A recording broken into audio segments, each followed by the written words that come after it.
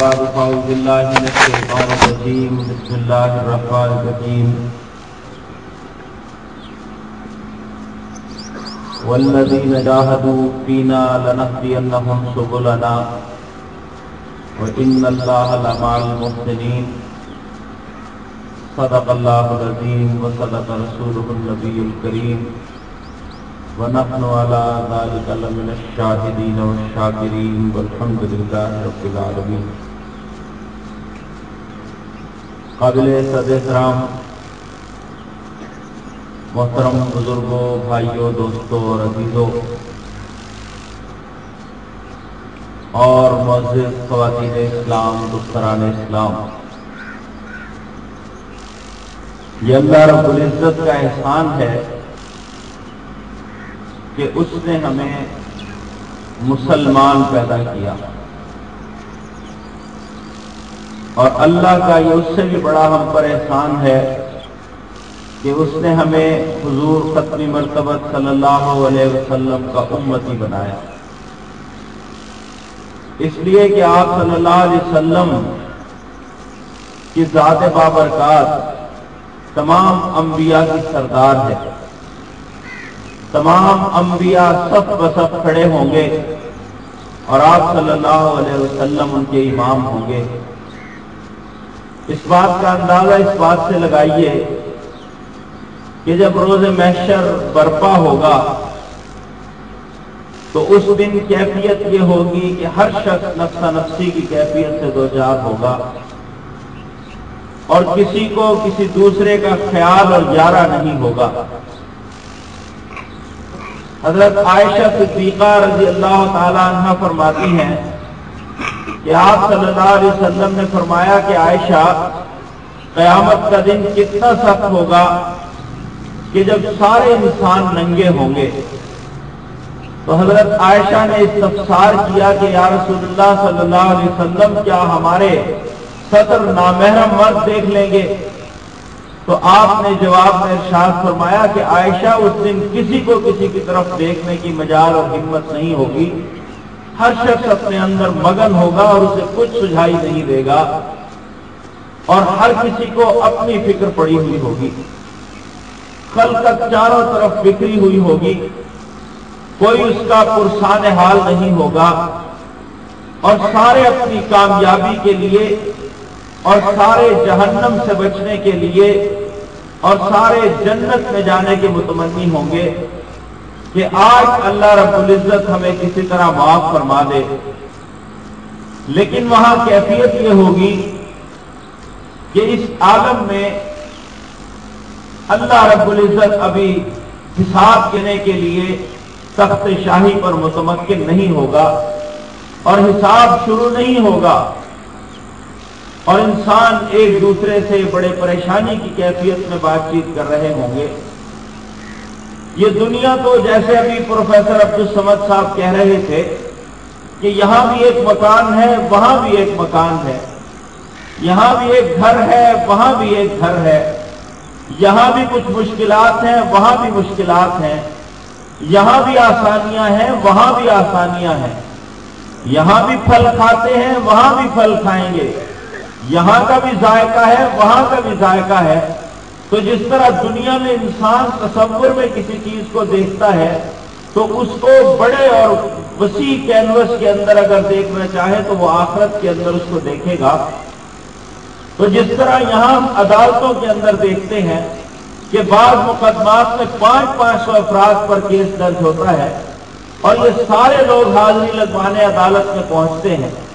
کوئی برآمدے میں بیٹھتا ہے، کوئی وکیل کے چیمبر میں بیٹھتا ہے، کوئی ڈیوڑی میں کھڑا ہوتا ہے، کوئی کسی درخت کے نیچے منتظر ہوتا ہے، اور ہر آنے والا اندر سے آ کر بتاتا ہے ابھی تو جج صاحب تشریف نہیں لائے. جب جج صاحب آئیں گے تو کیس کا سماعت اور مقدمے کی پیروی شروع ہوگی اور وکیل اپنے اپنے دلائل دیں گے، اور انسان یہ کہتا ہے کہ جو کچھ ہونا ہے ہو تو جائے، فیصلہ جو بھی ہونا ہے فیصلہ تو ہو. یہ کیفیت انسان کی ظاہر کرتی ہے کہ قیامت کے دن یہ بالکل یہی کیفیت ہوگی. اور اس وقت حضرت نوح علیہ السلام سے یہ بات کہی جائے گی کہ آپ جائیے اور جا کر اللہ رب العزت سے گزارش کیجئے کہ بندوں کا حساب کتاب شروع کر لے۔ اور حضرت نوح علیہ السلام جن کے بارے میں پوری قرآن میں سورت نازل ہوئی ہے، جنہوں نے یہ کہا کہ قال رب انی دعوت قومی لیلا و نہارا، میں اپنی قوم کو دن اور رات اللہ کی طرف پکار رہا ہوں، فلم یزدہم دعائی الا فرارا، یعنی یہ قوم بات سننے کے لیے تیار نہیں ہے، فرار کے راستے اختیار کر رہی ہے۔ 900 سال تک انہوں نے تبلیغ کی ہے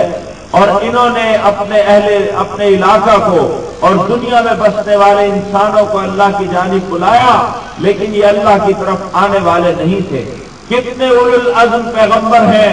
لیکن جواب دے دیں گے کہ مجھ میں اس کا یارہ نہیں ہے۔ اس کے بعد حضرت ابراہیم خلیل اللہ سے کہا جائے گا کہ آپ جا کر اللہ سے گزارش کیجئے کہ وہ بندوں کا حساب کتاب شروع کر لے۔ حضرت ابراہیم کون ہے؟ ان کو اللہ نے اپنا خلیل کہا ہے، اپنا دوست کہا ہے، جنہوں نے بے آب و گیا آبادی میں اپنے بیوی بچوں کو چھوڑ دیا تھا، جو اللہ کے دین کی خاطر اپنے گھر میں اجنبی بن گئے تھے، جن کو ان کے والدین نے گھر سے نکال دیا تھا، جنہوں نے بتوں کو مسمار کر دیا تھا اور جن کو آگ کے چکھا میں ڈالنے کا فیصلہ کیا گیا۔ ان کو جلانے کے لیے لکڑیاں جمع کی گئیں، ان لکڑیوں کو لانے میں ان کا باپ بھی شامل تھا۔ آگ کا چکھا ان کے لیے تیار کیا گیا اور ان کو آگ کے اندر پھینک دیا گیا، لیکن اللہ نے فیصلہ کیا تھا کہ آگ کا کام سب کو جلانا ہوتا ہے، لیکن آج سلامتی بن جائے گی آگ۔ برتم و سلام علی ابراہیم، اس کو آگ کو ٹھنڈا کر دیا گیا تھا۔ جس طرح حضرت سلیمان علیہ السلام لوہے کو پکڑتے تو موم ہو جاتا تھا، یہ طاقت لوہے کو اللہ نے عطا کی تھی، یہ آگ کو بھی طاقت اللہ نے عطا کی ہے۔ وہ جیسے چاہتا ہے ہواؤں کو ہمارے لیے خوشگوار بناتا ہے، اور جب چاہتا ہے ان ہواؤں کو مسموم کر دیتا ہے، ان ہواؤں کو تیز کر کے آندھیاں بنا دیتا ہے، یہ آندھیاں بڑے بڑے درخت گرا دیتی ہیں۔ اس زمین کو ہمارے لیے اس نے مستقا، لیکن اس زمین کو حرکت دے کر وہ زلزلہ برپا کرتا ہے۔ اس لیے میں یہ عرض کر رہا ہوں، حضرت ابراہیم علیہ السلام یہ تو اللہ کے خلیل ہیں، جن کو بچپن میں گھر سے نکالا گیا،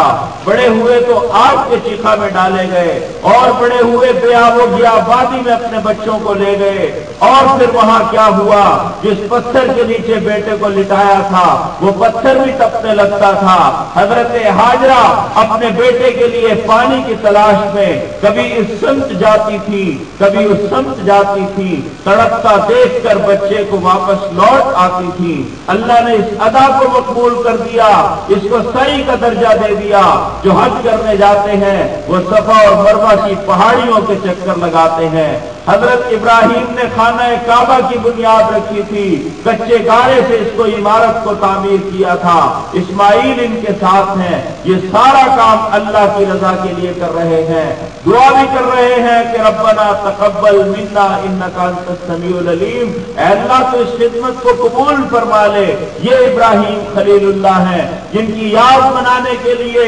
پوری دنیا سے لاکھوں مسلمان ہر سال حج پر جاتے ہیں۔ جس طرح وہ بیٹے کو ذبح کر رہے تھے، پھر انہوں نے دمبے کے گردن پر چھری چلائی تھی، ساری دنیا کے مسلمان اسی طرح ذبح کرتے ہیں، گائے کو ذبح کرتے ہیں، بکرے اور بیل کو ذبح کرتے ہیں، جانوروں کی قربانی دیتے ہیں، سنت ابراہیمی کی یاد تازہ کرتے ہیں۔ لیکن ابراہیم علیہ السلام بھی معذرت کر لیں گے، میں بھی اللہ کے سامنے آج نہیں جا سکتا۔ حضرت عیسیٰ روح اللہ، حضرت موسیٰ کلیم اللہ سے کہا جائے گا، جو اللہ سے ہم کلام ہونے کا شرف جن کو حاصل تھا، ان سے کہا جائے گا کہ آپ جا کر اللہ سے التجا کیجئے، خلقت بے یار و مددگار کھڑی ہے، اس کا حساب شروع کیا جائے۔ حضرت موسیٰ بھی معذرت کر لیں گے، اور اس کے بعد حضرت عیسیٰ روح اللہ جو اپنے باپ کے بغیر پیدا ہوئے، اللہ کی قدرت سے حضرت مریم کے بطن سے جنہوں نے جنم لیا، عیسیٰ ابن مریم جن کو زندہ اس دنیا سے اٹھا لیا گیا اور دوبارہ بھی جنہوں نے اس دنیا میں آنا ہے، عیسیٰ روح اللہ، ان سے کہا جائے گا، لیکن یہ بھی معذرت کریں گے۔ پھر انبیاء کی یہ جماعت اکٹھی ہو کر شافع محشر، حبیب کبریا، محمد مصطفیٰ، احمد مجتبیٰ، شفیع المذنبین، حضور نبی اکرم صلی اللہ علیہ وسلم کی خدمت میں آئے گی کہ اے اللہ کے نبی، آپ اللہ سے گزارش کیجئے کہ وہ بندوں کا حساب کتاب شروع کرے،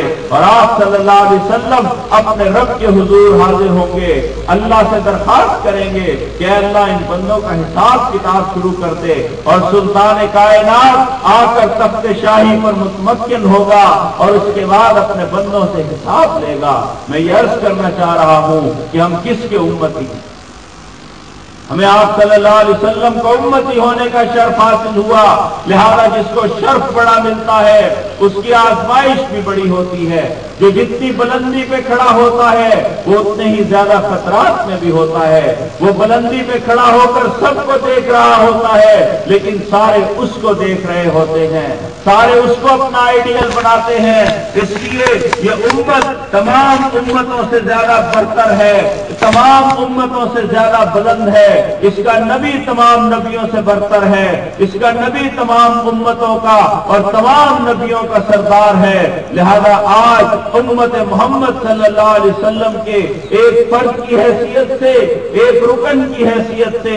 میرا اور آپ کا کیا فرض بنتا ہے؟ آئیے ہم اس کو دیکھتے ہیں کہ اللہ رب العزت نے اپنی اس کتاب پاک کو، جس کا فہم حاصل کرنے کے لیے آپ گزشتہ 9 دنوں سے یہاں مستقل آ رہے ہیں، اور آج اس کا 10واں دن ہے، یہ قرآن سنایا جائے، اللہ کی کتاب پڑھی جا رہی ہے، اور یہ اللہ کی کتاب سننے والے یہ چند سو مرد اور چند سو عورتیں نہیں ہیں، بلکہ فرشتوں کی جماعتیں آ جاتی ہیں جو اللہ کا کلام سنتی ہیں، اس کی آیات کی تلاوت سنتی ہیں کہ اللہ کے بندے بیٹھے ہوئے ہیں، فرشتے ان پر سایہ کیے ہوئے ہیں، رحمت نازل ہو رہی ہے، رحمتیں برس رہی ہیں، اور اللہ کے ان بندوں کا اس کے علاوہ اور کوئی غرض و غایت نہیں ہے کہ یہ اللہ کی کتاب پاک کا درس سننے آئے ہیں، ہدایت لینے آئے ہیں، رہنمائی لینے آئے ہیں کہ ہمیں کیا کرنا ہے۔ یہ رہنمائی کب نازل ہوئی تھی؟ حضور ختمی مرتبہ صلی اللہ علیہ وسلم پر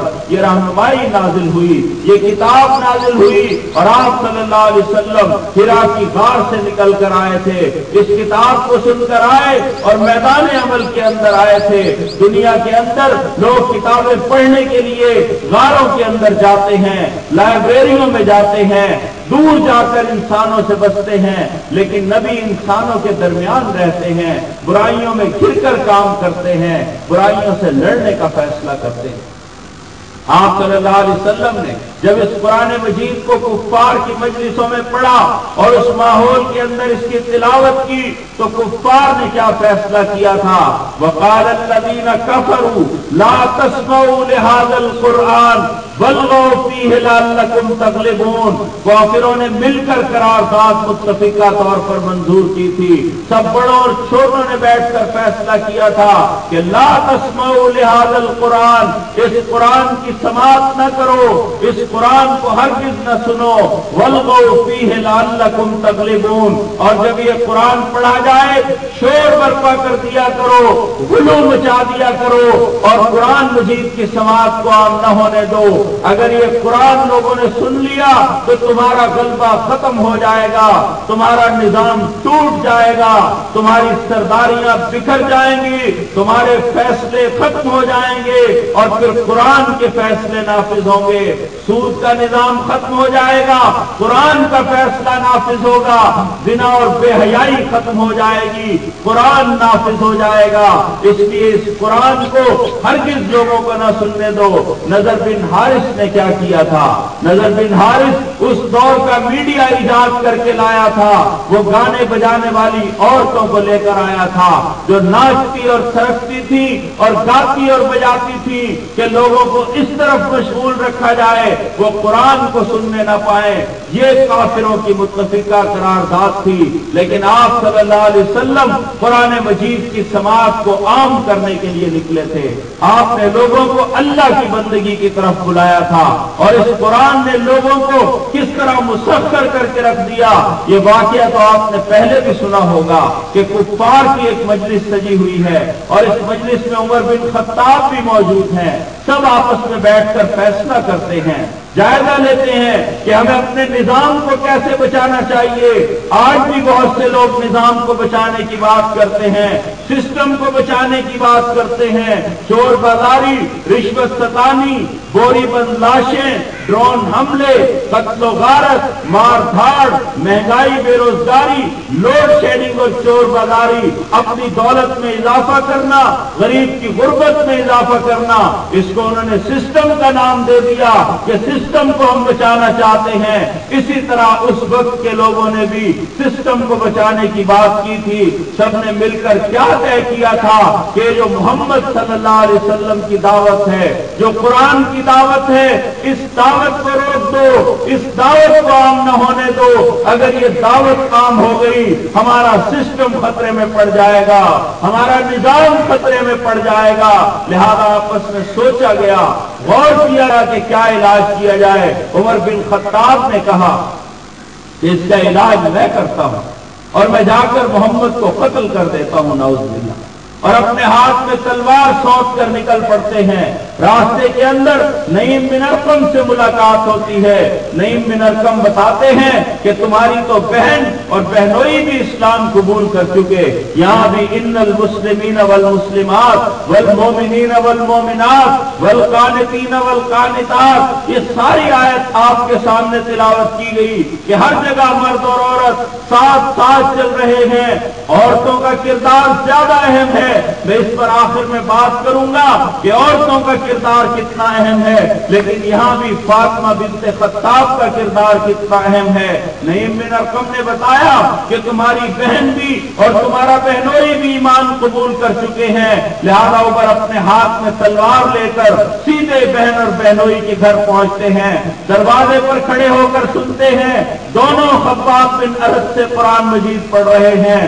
اور اس کے بعد یہ دروازہ توڑ کر اندر داخل ہوتے ہیں۔ خباب بن ارد جا کر پردے کی اوٹ میں چھپ جاتے ہیں اور عمر اندر داخل ہو کر اپنی بہن کو بھی اور بہنوئی کو بھی مارنا شروع کر دیتے ہیں، اور ان کو اس قدر مارتے ہیں کہ حفیظ جالندری نے اپنے شاہ نامے میں لکھا کہ عمر نے بہن بہنوئی کو آخر اس قدر مارا کہ زخموں سے نکل کر خون کی بہنے لگی دھارا۔ بہن بولی، عمر تو آج ہم کو مار بھی ڈالے، شکنجوں میں کسے یا بوٹیاں کتوں سے نچوا لے، مگر ہم اپنے دین حق سے پیچھے ہٹ نہیں سکتے، بلندی معرفت کی مل گئی ہے گر نہیں سکتے۔ کہا اچھا دکھاؤ مجھ کو وہ آیات قرآنی، سمجھ رکھا ہے تم نے جن کو ارشادات ربانی۔ بہن بولی، بغیر غسل اس کو چھو نہیں سکتے۔ یہ سن کر اور بھی حیرت ہوئی، منہ رہ گئے تکتے، اٹھے اور غسل کر کے لے لیا قرآن ہاتھوں میں، بھلی ساتھ میں آئی دولت ایمان ہاتھوں میں۔ اس قرآن مجید کو پڑھنا تھا کہ دماغ پر اس کی چوٹ لگنی تھی، دل پر جب چوٹ لگی یہ اکڑی ہوئی گردن خم ہو گئی، وہ بازو جو تلوار لہرا رہے تھے وہ نیچے کی جانب لڑک گئے، اور اس کے بعد کہا کہ میں ایمان قبول کرنا چاہتا ہوں۔ نبی اکرم صلی اللہ علیہ وسلم دار ارقم کے اندر تشریف فرما ہے، آپ کے ساتھ آپ کے صحابہ بیٹھے ہوئے ہیں۔ عمر اپنے ہاتھ میں تلوار سونپ کر اسی حالت کے اندر وہاں پہنچ جاتے ہیں۔ دروازے پر آپ کو اطلاع دی جاتی ہے کہ عمر خطرناک ارادے سے آیا ہے، ہاتھ میں تلوار تھامی ہوئی ہے۔ جناب حمزہ رضی اللہ تعالیٰ عنہ جو سید الشہداء بھی ہیں، آپ کے چچا بھی ہیں، جرت اور بصالت اور شجاعت اور ہمت کا پیکر بھی ہیں، انہوں نے کہا کہ دروازہ کھول دو، عمر جس طرح آتا ہے اس کو آنے دو، اور ہم اس کو ادب ملحوظ رکھے گا تو خاطر سے بٹھائیں گے، نمونہ اس کو ہم خلق محمد کا دکھائیں گے، لیکن اگر ہیل و حجت کرے گا تو اس کی تلوار چھین لوں گا، اس کا سر کاٹ دوں گا، اس کی چھاتی پہ دھر دوں گا۔ آپ صلی اللہ علیہ وسلم نے فرمایا دروازہ کھول دیا جائے۔ اور عمر اندر داخل ہوئے۔ آپ نے پوچھا کہ عمر کس ارادے سے آئے ہو؟ عمر نے جواب دیا اسلام قبول کرنے آیا ہوں، اپنی گردن کو خم کرنے آیا ہوں، اپنے دل کی دنیا بدلنے آیا ہوں۔ آپ صلی اللہ علیہ وسلم نے انہیں کلمہ شہادت پڑھایا، انہوں نے ایمان قبول کیا اور پھر اذان باہر جا کر دی جانے لگی،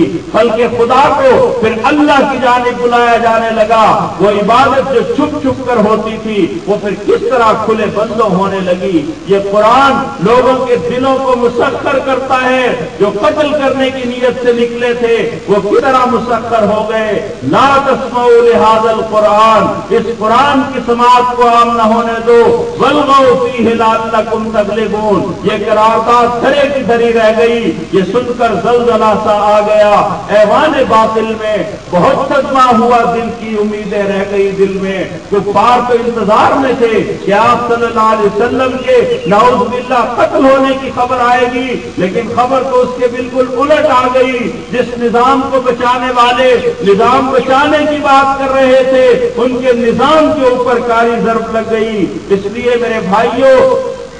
قرآن مجید تو دل کی دنیا کو بدلنے آیا، اس نے انسانیت کو پلٹ کر رکھ دیا۔ اور پھر جو لوگ اس طرح اس قرآن کی دعوت کی جانب آئے ہیں، اس نے کس طرح دلوں کی دنیا کو بدلا ہے۔ یہاں تو ابو بکر آئے ہیں تو صدیق اکبر کا خطاب انہوں نے پایا، عمر آئے تو فاروق اعظم بن گئے، عثمان آئے تو ذی النورین ہو گئے، علی آئے تو حیدر کرار اور علی المرتضی کا لقب پایا، امام حسین آئے تو شباب اہل جنہ بن گئے، حضرت حمزہ آئے تو سید الشہداء بن گئے، حضرت مصعب بن عمیر آئے تو انہوں نے کس طرح فخر کی زندگی بسر کی ہے، اپنی خوشبوؤں کو قربان کیا، اپنی عیش و عشرت کو قربان کیا، اپنے والدین کی ناراضگی کو برداشت کیا، اس لیے کہ قرآن ان کے دل میں گھر کر گیا تھا۔ حضرت مصعب بن عمیر ناز و نام میں پلے ہوئے صحابی ہیں، کس طرح عیش و عشرت کی زندگی بسر کرنے والے ہیں، کون سی دولت ان کے پاس ہے، کیسی خوشبوئیں لگانے والے ہیں،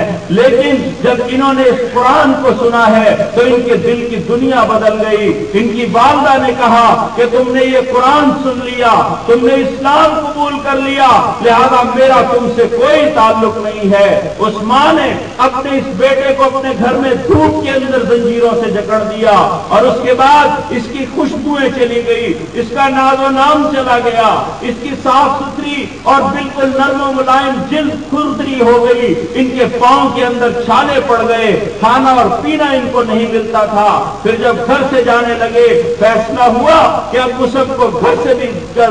بدر کر دیا جائے، مصعب باہر جانے لگے، ماں نے کہا کہ جو لباس پہنا ہوا ہے یہ بھی ہم نے تمہیں دیا تھا، یہ لباس بھی واپس کر دو۔ لہذا ٹاٹ کا بوریا لپیٹا آپ صلی اللہ علیہ وسلم کے پاس پہنچ گئے اور اس کے بعد بدر کا میدان سجا ہے۔ حضرت مصعب بن عمیر کو آپ صلی اللہ علیہ وسلم نے اسلام کا پرچم بردار بنایا ہے۔ دوسری جانب ایک اور صحابی جن کا نام حضرت مقداد کندی ہے، ان کو پرچم بردار بنایا اور ان دونوں کا سپہ سالار حضرت علی کو بنایا اور یہ پرچم اٹھائے میدان کے اندر آئے ہیں۔ کفار سے مٹ بھیڑ ہوئی ہے، پھر غزوہ احد سجا ہے، احد کے میدان میں حضرت مصعب بن عمیر شہید ہوئے ہیں۔ آپ صلی اللہ علیہ وسلم کے بارے میں جب یہ افواہ پھیل گئی تھی کہ نعوذ باللہ آپ صلی اللہ علیہ وسلم شہید ہو گئے، تو اس کی وجہ کیا تھی کہ حضرت مصعب شہید ہوئے تھے، ان کا چہرہ آپ صلی اللہ علیہ وسلم سے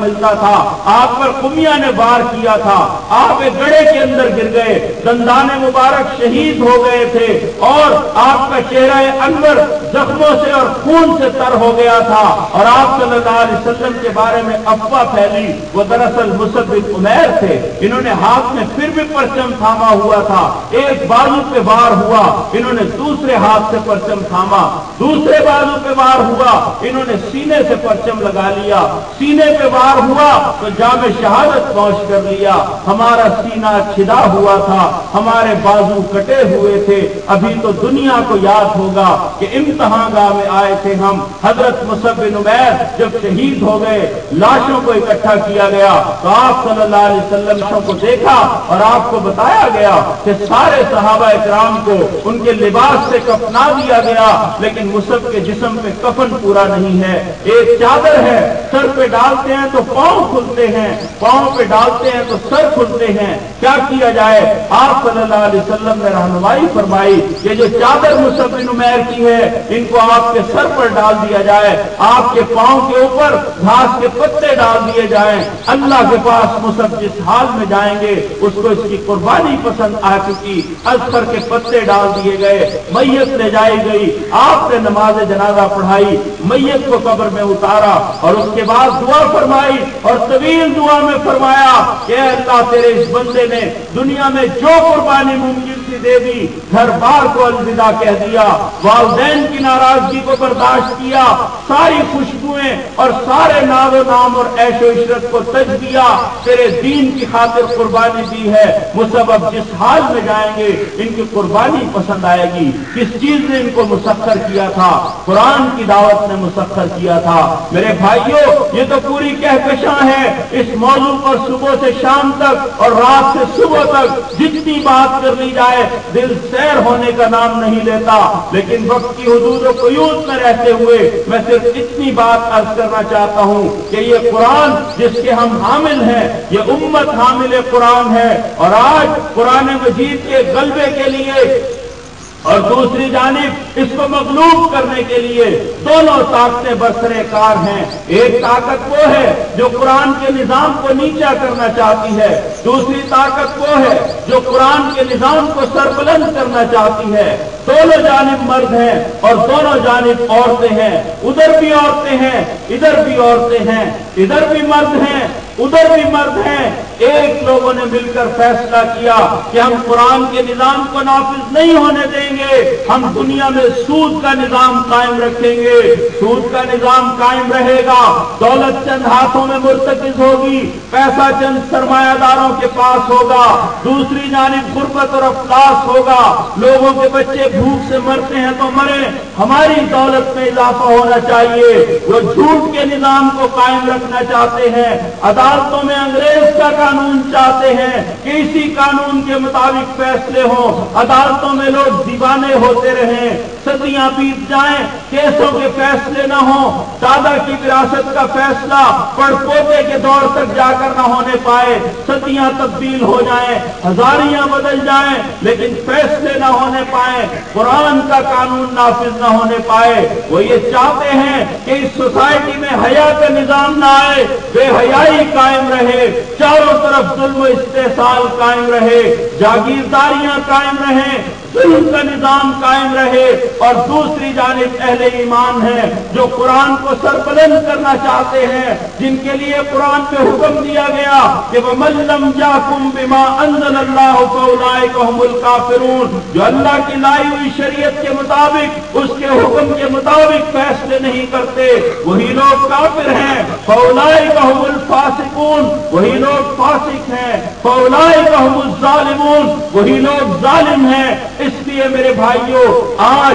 پوری دنیا کے اندر مارکا برپا ہے، ایک جانب اہل ایمان اور اہل قرآن ہیں اور دوسری جانب قرآن کے دشمن اور اسلام کے دشمن ہیں۔ میں نے جیسے عرض کیا کہ ادھر مرد بھی ہیں اور عورتیں بھی، ادھر بھی مرد اور عورتیں ہیں۔ ایک جانب سے جہاز سے عورت اترتی ہے، اس کی آنکھوں پہ اینک لگی ہوئی ہے، اس کے بال کٹے ہوئے ہیں، اس کا لباس بالکل نیم پریاں ہے، اس کا سینہ کھلا ہوا ہے، اس کے گٹے کھلے ہوئے ہیں، اس کے پاؤں کے اندر ہیل والی جوتی ہے، وہ پوری مغربی تہذیب کی دل دادا قرآن و سنت کے احکامات کی رافی ہے۔ دوسری جانب ایک عفت مآب عورت آتی ہے، اس نے نقاب لگایا ہوا ہے، اپنے جسم کو ڈھانپا ہوا ہے، زیب و زینت کو ڈھانپا ہوا ہے، آرام کے ساتھ نرم چال چلتی ہوئی اپنی نگاہوں کو نیچا کر کے چلتی ہے۔ ایک جانب یہ سسٹم ہے، دوسری جانب وہ نظام ہے۔ اس لیے میرے بھائیوں،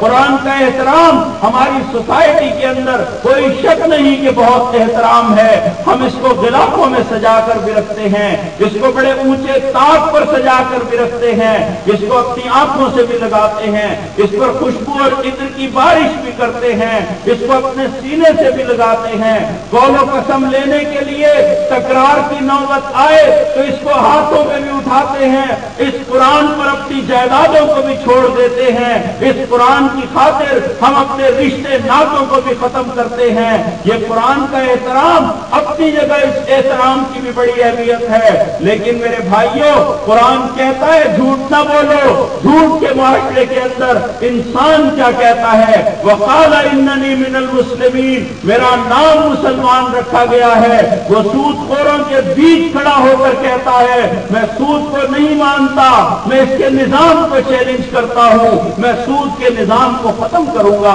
वो बेहयाओं के दरमियान खड़ा होकर कहता है हम हया को आम करेंगे, बेहयाई का चलन आम नहीं होने देंगे। वो उस माशरे में जहां झूठी गवाहियां रोजाना दी जाती हैं, वो खड़ा होकर कहता है कि मैं झूठी गवाही नहीं दूंगा। वमन यक्तुमहा फइन्नहु वासिमुल क़ल्बु, जो झूठी गवाही देगा उसका दिल स्याह हो जाएगा, मैं इस रास्ते पर जाने वाला नहीं हूं। और बेहयाई और बुराई के माशरे के अंदर एक औरत खड़े होकर ऐलान करती है कि मैं इस बेपर्दगी के निजाम को नहीं मानती। यह है कुरान का एहतराम कि कुरान ने हमें जो कुछ कहा हम उस पर अमल करें और उसको बचाने के लिए और उसके निजाम को कायम करने के लिए खड़े हो जाएं। यहाँ शुहदा का तज़किरा होता रहा। अल्लाह रब्बुल इज्जत क़यामत के दिन अपने शुहदा को देखेंगे, ये शहीद आएंगे, अपने खून में लथपथ आएंगे। यानी वैसे तो आपने सुना होगा कि क़यामत के दिन शुहदा जब आएंगे उनके जिस्म से खून बह रहा होगा, वो इसी हालत में अल्लाह के सामने आएंगे और अल्लाह रब्बुल इज्जत उनको देखकर फिर उनसे बातचीत करेगा और उन बंदों से पूछेगा कि तुमने मेरी जन्नतों में कैसा ऐशो आराम देखा। उन सारी जन्नतों का तज़किरा करेंगे और कहेंगे कि सारे सामान मुयस्सर हैं, लेकिन जो तेरे रास्ते में कत्ल होते हुए मजा आया था वो तेरी जन्नत के अंदर भी लुत्फ मौजूद नहीं है। लिहाजा हमारी ख्वाहिश है और खुद आपने फरमाया कि मेरी तो ये ख्वाहिश है कि मैं अल्लाह की राह में लड़ूं और मारा जाऊं और फिर जिंदा किया जाऊं और फिर लड़ूं और फिर मारा जाऊं और फिर जिंदा किया जाऊं। 3 बार आप सल्लल्लाहु अलैहि वसल्लम ने इरशाद फरमाया, आपने फरमाया कि काफिर और उसका कातिल एक जगह इकट्ठे नहीं हो सकते। इसी तरह राह खुदा का गुबार और जहन्नम के शरारे इकट्ठे नहीं हो सकते। आपने फरमाया कि शहीद के लिए 7 इनामात हैं। उसका पहला इनाम ये है कि उसके खून की पहली धार छूटते ही उसकी मग़फ़िरत का ऐलान कर दिया जाता है। उसका दूसरा इनाम ये है कि जन्नत जाने से कब्ल ही उसको उसकी रिहाइश गाह दिखा दी जाती है। उसका तीसरा इनाम ये है कि वो कब्र के अजाब से महफूज कर दिया जाता है। उसका चौथा इनाम ये है कि क़यामत के दिन इंतहाई घबराहट के आलम में उसे अमन और सुकून की कैफियत नसीब होगी। उसका 5वां इनाम ये है कि इज्जत और तकरीम का ताज उसके सर पे रखा जाएगा। उसका 6वां इनाम यह है कि वो अपने खानदान के 70 अफराद की बख्शिश करवा सकेगा। उसका 7वां इनाम यह है कि 72 कुशादा चश्म औरतें उसकी ज़ौजियत में दी जाएंगी। ये इनामात हैं जो शहीद के लिए हैं। और ये शहीद कौन है? जो जंग शहादत का फरीज़ा सरअंजाम देते हैं और बंदे अपने खून में लथपथ अपने रब के सामने जब पेश होंगे तो आखिर इसकी क्या जरूरत है कि ये बंदे इसी हाल में पेश हों। आपने देखा होगा कि माशरे के अंदर 2 ग्रोहों की लड़ाई हो जाती है, एक के सर से खून बहता है तो वो कभी ऐसा नहीं करता, किसी को गोली लगती है वो कभी ऐसा नहीं करता कि वो सीधा जाकर अपनी मरहम पट्टी करवा ले, बल्कि वो पहले पुलिस को इत्तला देता है, अपना डॉकेट बनवाता है, वहां जाकर अपनी मजलूमियत की पूरी तस्वीर उनको दिखाता है, फिर उसकी कार्रवाई मुकम्मल करवाता है और उसके बाद इलाज मुआवजा किया जाता है। तो इसी तरह बंदे अपने रब के सामने पेश होंगे और अल्लाह रब्बुल इज्जत ने इस उम्मत को बड़े अजाबों से क्यों महफूज मामून कर दिया। ताजियाने तो बरसते रहेंगे, घोड़े तो हल्के फुल्के लगते रहेंगे, लेकिन मेरे भाइयों अल्लाह ने बड़े अजाब से क्यों महफूज कर दिया कि आप सल्लल्लाहु अलैहि वसल्लम की उम्मत को जिहाद की नेमत अता कर दी कि जहां एक जानिब मेरे बंदे बुराई और बदकारी करेंगे, मेरे बंदे मेरे नाफरमानी करेंगे, मेरी जमीन में जुल्म और तुग़यान करेंगे, लोगों की जमीनों पे कब्जे करेंगे, रिश्वत का बाजार गर्म करेंगे,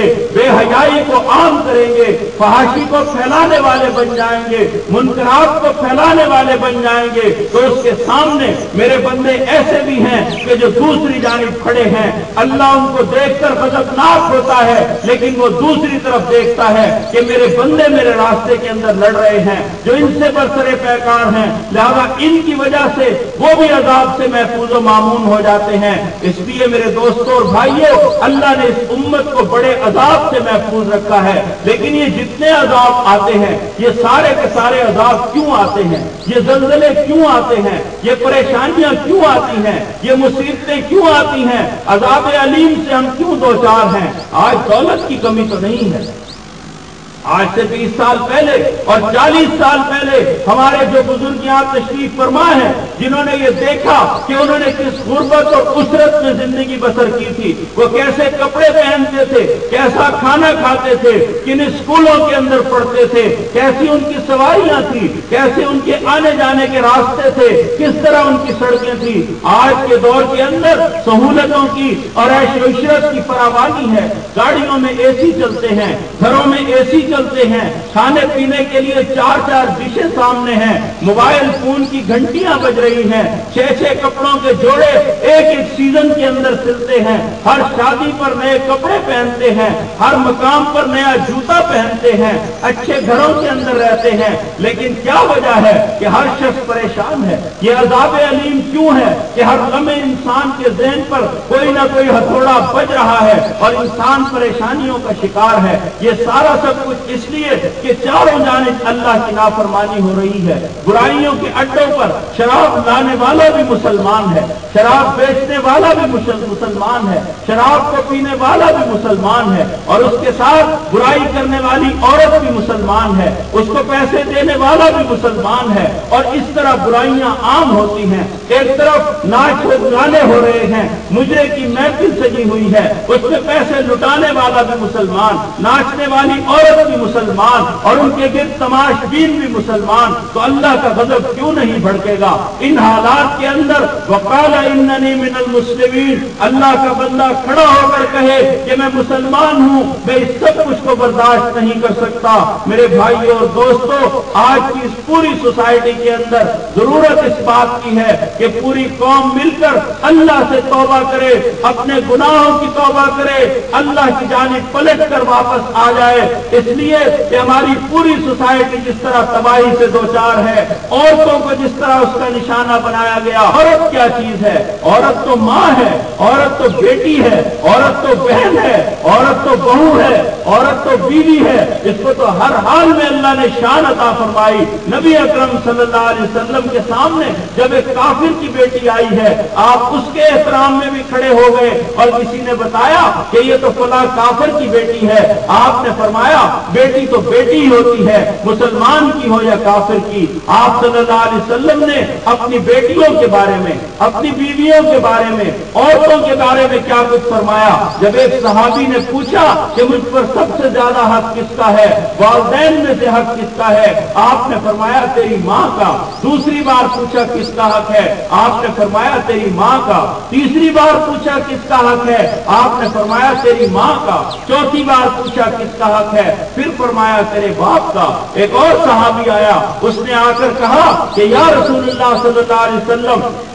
मैंने अपनी माँ को अपने कांधे के ऊपर बिठाया, उसको हज की शहादत के लिए ले गया, सही की और तवाफ किया, मुज़दलिफा गया और मिना गया, मैंने खाना काबा देखा, अरफात का वकूफ किया, मदीना गया, नमाजें पढ़ी, ये सारे का सारा काम किया। इस हाल में मेरी वालिदा मेरे कांधे के ऊपर थी, क्या मैंने उसका हक अदा कर दिया? आप सल्लल्लाहु अलैहि वसल्लम ने क्या जवाब में इरशाद फरमाया? आपने फरमाया तुमने तो उसका इतना भी हक अदा नहीं किया जितना उसने तुम्हें गीले बिस्तर से उठाकर खुश्क बिस्तर के ऊपर लिटा दिया था। उसने तुम्हें 9 माह तक पेट के अंदर रखा है, मुसलसल परेशानियां बर्दाश्त की हैं। ये माँ ही तो है जो अपने बच्चे के लिए अपना सारा सुकून त्याग देती है। अपने बेटे की तकलीफ पर इसकी आंखों से टप टप आंसुओं की झड़ी लग जाती है। ये अपने मासूम बच्चे को अपने गोद में लिटाती है, अपने सीने से चिमटाती और इसको पूरी मोहब्बत का एहसास दिलाती है। इसकी जरूरत ضروریات کا خیال کرتی ہے، یہ تو چلنے پھرنے کے قابل نہیں ہوتا،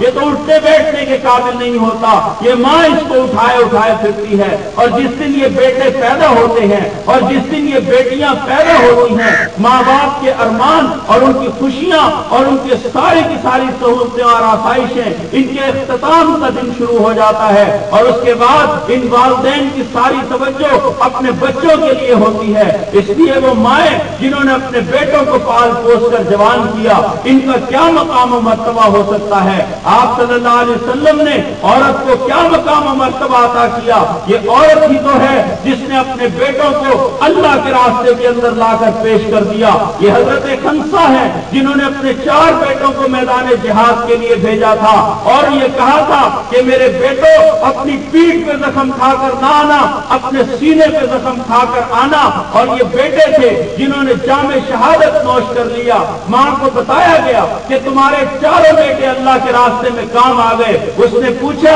کہ بتاؤ میرے بیٹوں نے سینے پہ زخم کھائے یا پیٹھ پر زخم کھائے؟ ان کو بتایا گیا کہ سینے پر زخم کھائے۔ کہا ایسے کام نہیں چلے گا، میرے بچوں کو میرے سامنے لایا جائے۔ آنکھوں سے دیکھ نہیں سکتی تھی، لہذا اپنے بچوں کے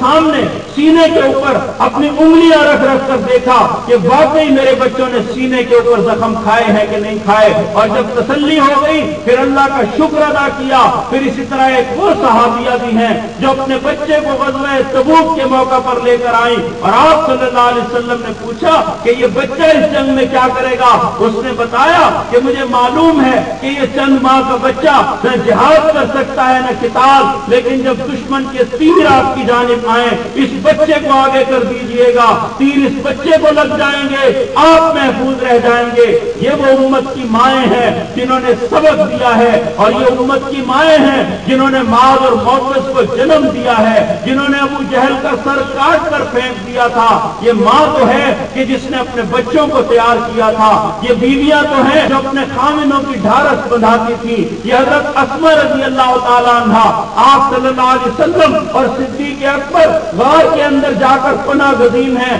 یہ رات کو کھانا پہنچانے جاتی تھی، ان کے چہرے پہ ابو جہل نے تھپڑ رسید کیا تھا، لیکن انہوں نے سب کچھ کو برداشت کر لیا، اپنے سارے تعلقات اپنے والدین کے لیے قربان کر دیے۔ اس لیے ایک عورت پر بڑی ذمہ داری عائد ہوتی ہے۔ اللہ نے عورت کو شرف انسانیت بخشا ہے، اس کو بہت حیثیت عطا فرمائی ہے، لیکن آج کی سوسائٹی نے اور پورے یورپی کلچر نے اور ساری مغربی تہذیب کے علمبرداروں نے اور سارے نام نہاد سسٹم کے ٹھیکیداروں نے اس عورت کو بازار میں لا کر کھڑا کر دیا، اس کو بل بورڈ کی زینت بنا دیا، اس کو اسکوٹر کے اشتہار پہ بٹھا دیا، اس کو پنواڑی کی دکان پہ کھڑا کر دیا، اس کو صرف بیچنے کے لیے محلوں میں بھیج دیا، اس کو روڈ ہوسٹس بنا کے بسوں میں کھڑا کر دیا، اس کو ایئر ہوسٹس بنا کے جہاز میں کھڑا کر دیا، اس کو مردوں کے غلیظ بستروں کی چادریں صاف کرنے پہ لگا دیا۔ کیا عورت کا یہ مقام تھا کہ اس کے بالوں کو کینچی دکھا دی جائے،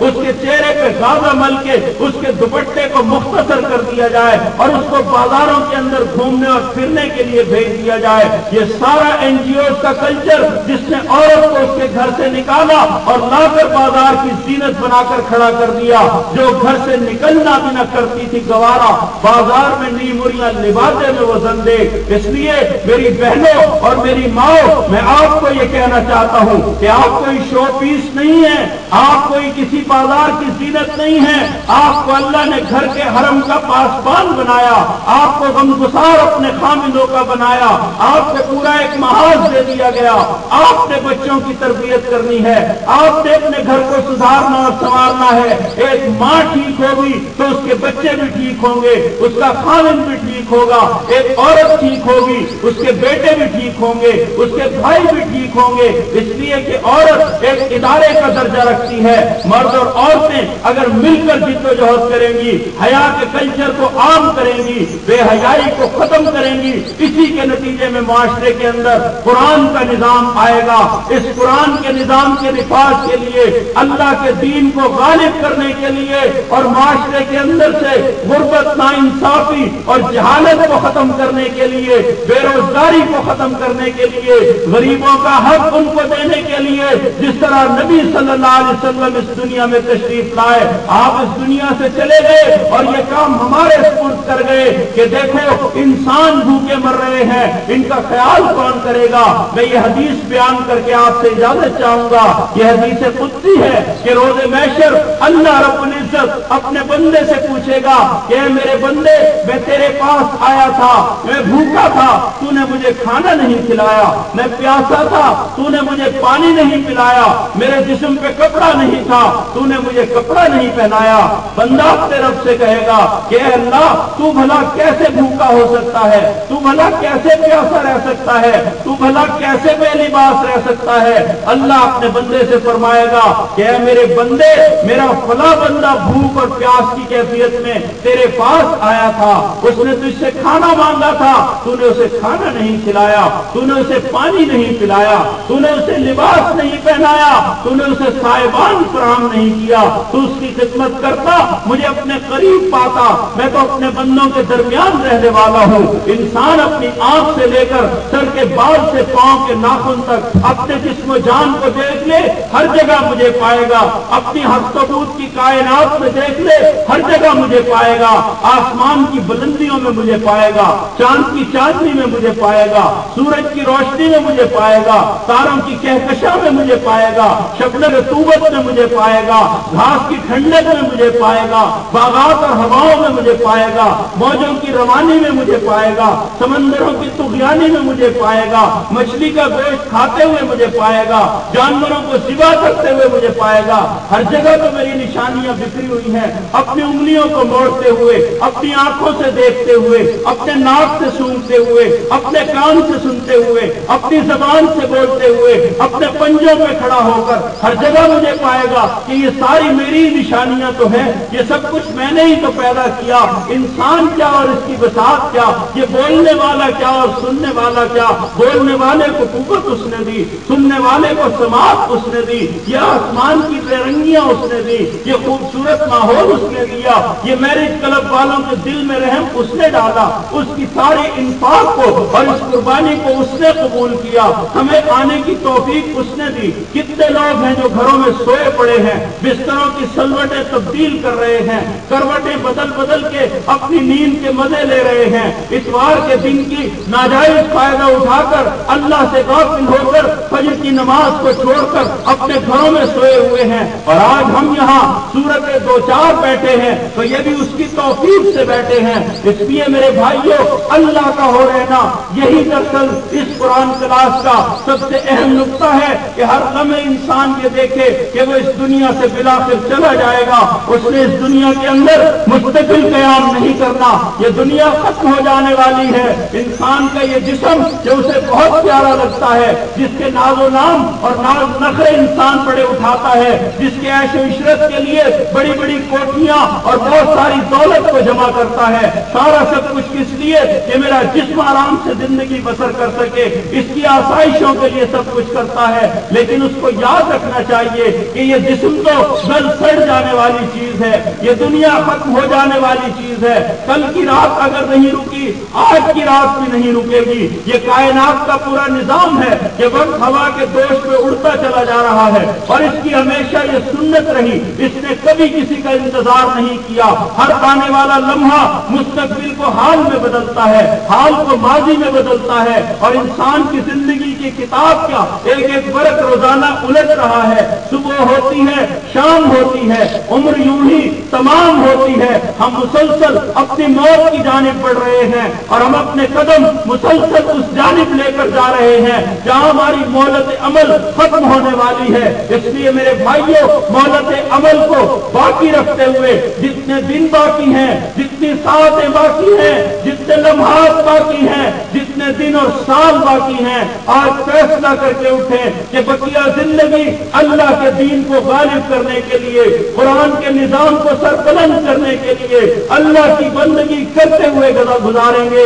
نماز کے وقت پر مسجد کی جانب اٹھ کر چلے جائیں گے، اذان کی کان میں آواز آئے گی فوراً اللہ اللہ کے گھر کی طرف جائیں گے، روزے کا حکم آئے گا فوراً روزہ رکھیں گے، استطاعت ہے تو حج پر جائیں گے، اپنے گھروں سے فحاشی کو دیش نکالا دیں گے، اپنی شادی بیاہ کی تقریبات کو سادگی سے مزین کریں گے، اللہ اور اس کے رسول کے احکامات کی خلاف ورزیاں نہیں کریں گے۔ جس نے اپنی ماں کو ناراض کیا ہوا ہے آج ہی جا کر اپنی ماں کو راضی کر لے اور اس سے اپنی غلطی کی معافی مانگ لے۔ جس نے اپنی بیوی کا حق نہیں دیا وہ آج ہی اپنی بیوی کا حق جا کر لوٹا دے اور سمجھ لے کہ جو اس کی بیٹی کل کسی دوسرے کے گھر جائے گی اور وہاں سے اپنی آنکھوں کے اندر چند آنسو لے کر واپس الٹے قدموں سے بیگ اٹھا کر تمہارے دروازے پر جب آئے گی تو تمہیں پتہ چلے گا کہ جو تمہارے گھر کے اندر آئی ہوئی بیوی ہے یہ بھی اسی طرح کسی کی بیٹی ہے۔ اسی طرح جس نے اپنے گھر کے والوں کے ساتھ کوئی حق اس کا مارا ہوا ہے،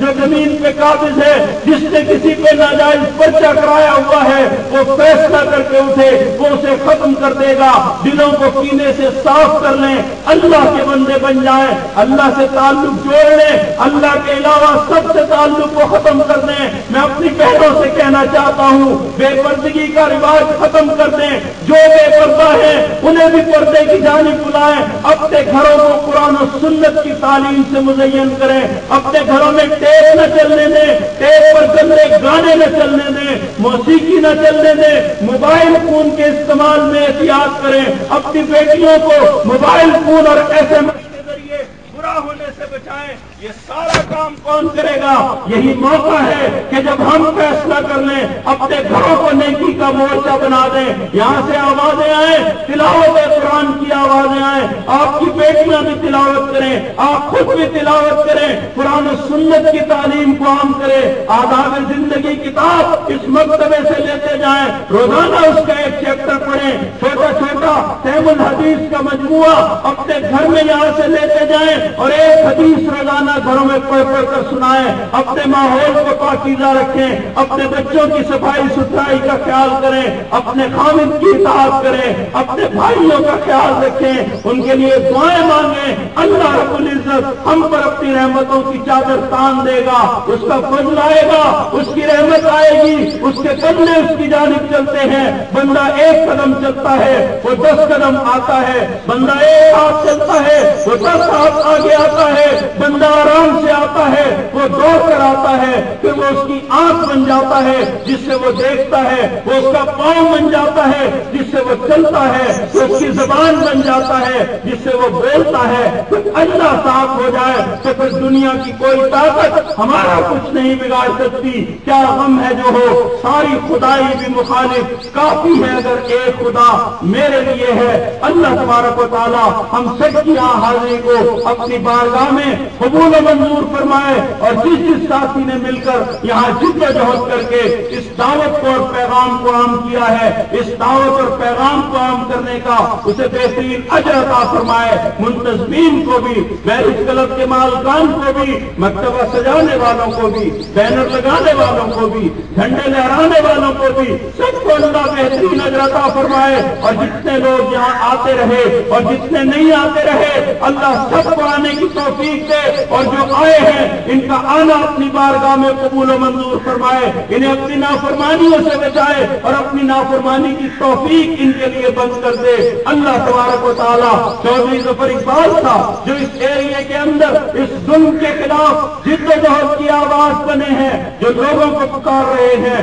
مرزا تنویر صاحب جو اس حلقے کے امیر ہیں، اور وہ کارکن جو مائک سجانے سے لے کر فوٹو کھینچ کر اخبارات کے ذریعے دنیا تک اس پیغام کو پہنچا رہے ہیں، یہ سارے لوگ اس بات کے مستحق ہیں کہ سب مل جل کر جد و جہد کریں، اللہ کے دین کے سپاہی بنے، اللہ راضی ہو جائے گا تو اس کی انگلیوں میں تمام انسانوں کے دل ہیں، وہ ان کو پھیر دے گا، حق کی جانب پھیرے گا، بشرط یہ کہ اہل حق میدان میں کھڑے رہیں۔ وَقُلْ جَاءَ الْحَقُّ وَزَهَقَ الْبَاطِلُ إِنَّ الْبَاطِلَ كَانَ زَهُوقًا، کہہ دیجئے حق آ گیا اور باطل بھاگ گیا، باطل تو آیا ہی بھاگنے کے لیے ہے۔ وآخر دعوانا ان الحمدللہ رب العالمین۔